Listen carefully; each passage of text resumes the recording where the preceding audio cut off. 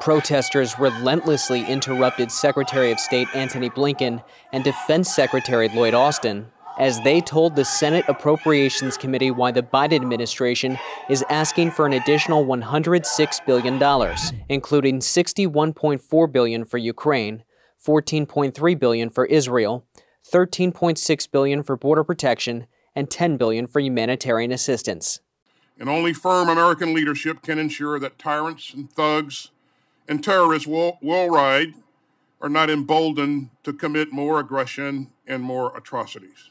There is bipartisan agreement that the United States should continue supporting Ukraine and Israel. The world is on edge, and how the U.S. wields its leadership will be a critical factor in determining what happens next.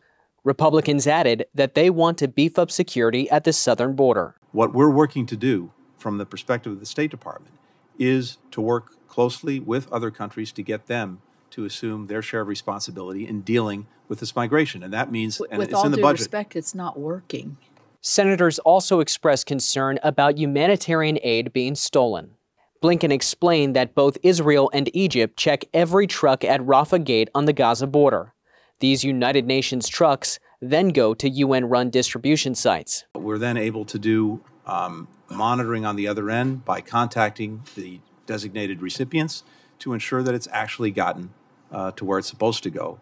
Without swift and sustained humanitarian relief, the conflict is much more likely to spread. Suffering will grow, and Hamas and its sponsors will benefit by fashioning themselves as the saviors of the very desperation that they created.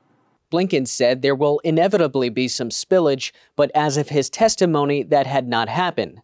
He said ultimately, an overwhelming majority of the aid will get to people who need it.